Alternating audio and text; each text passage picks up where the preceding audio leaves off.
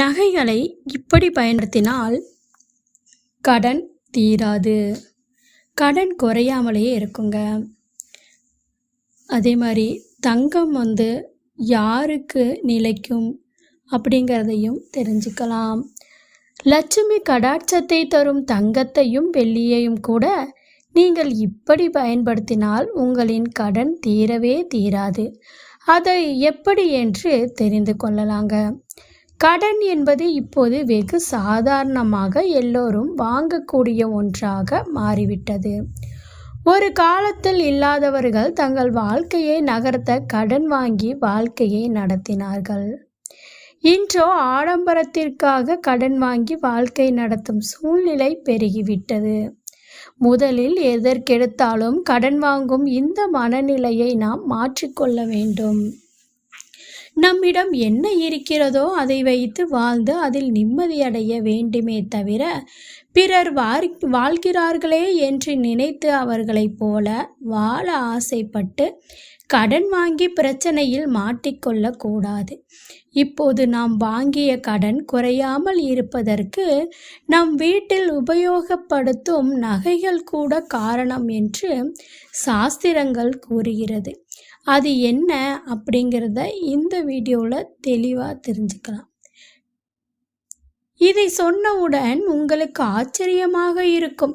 தங்கமும் வெள்ளியும் லட்சுமி கடாட்சம் நிறைந்த பொருள்தானே, இது வீட்டில் எப்படி நமக்கு கடனை ஏற்படுத்தும் என்று ஒரு கணம் யோசிக்க தோன்றுகிறது அல்லவா? எந்த ஒரு விஷயத்திலும் நன்மை என்று ஒன்று இருந்தால் தீமை என்று ஒன்று இருக்கும் தானே.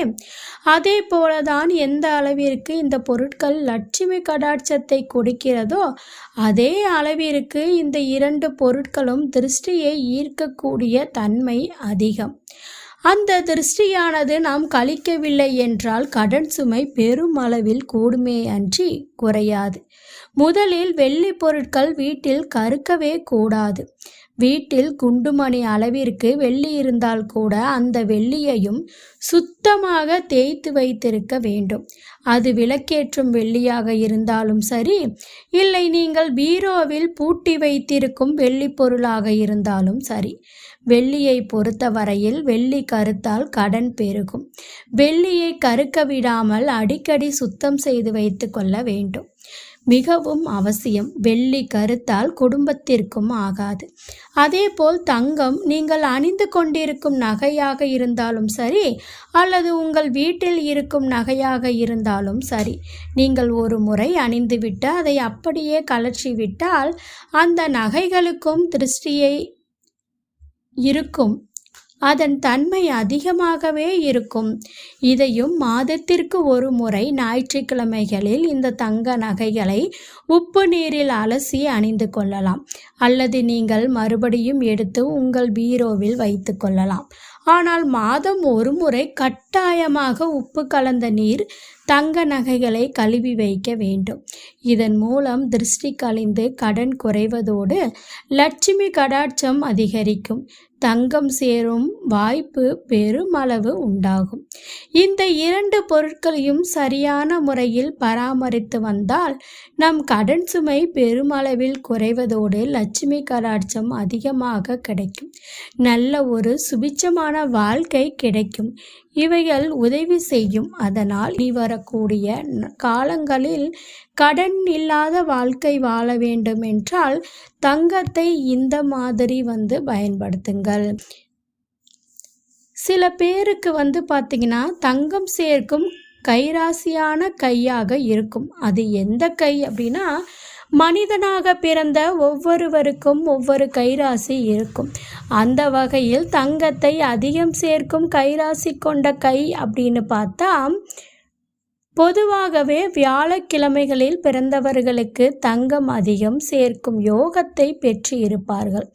வளர்பிறை மற்றும் திருதியை திதி சேர்க்கை பெற்று பிறந்தவர்களுக்கு தங்கம் சேர்க்கும் கைராசியை பெற்று இருப்பார்கள்.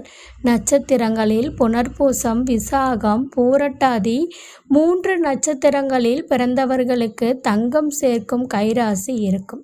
ராசிகளில் தனுசு, மீனம், கடக ராசியில் பிறந்தவர்களுக்கு தங்கம் சேர்க்கும் கைராசியை பெற்றிருப்பார்கள். ஜாதகத்தில் 4ஆம் பாவம் சுப கிரகங்களால் வலுப்பெற்று இருப்பவர்களுக்கு தங்கம் சேர்க்கும் யோகம் கொண்டிருப்பார்கள். ஜாதகத்தில் குரு பகவான் தனஸ்தானாதிபதியாக பலம் பெற்று இருப்பவர்களுக்கு தங்கம் அடிக்கடி வாங்கிக் கொண்டே இருக்கும் கைராசி கொண்டவர்களாக இருப்பார்கள். நாம் தங்கம் வாங்க வேண்டும் என்றால் நமக்கு அதற்கான யோகமும் இருக்க வேண்டும்.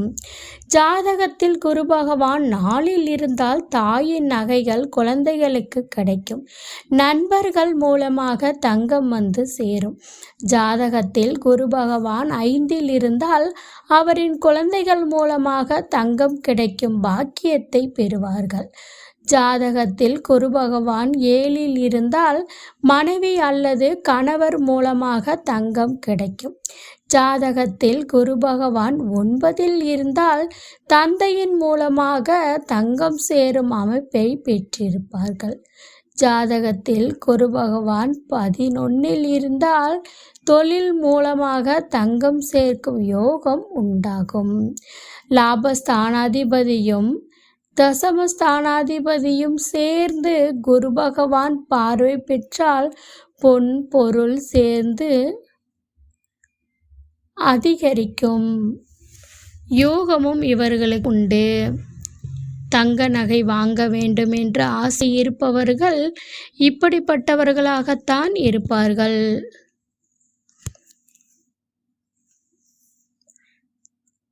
தங்கம் இல்லத்தில் சேர வேணும் அப்படின்னா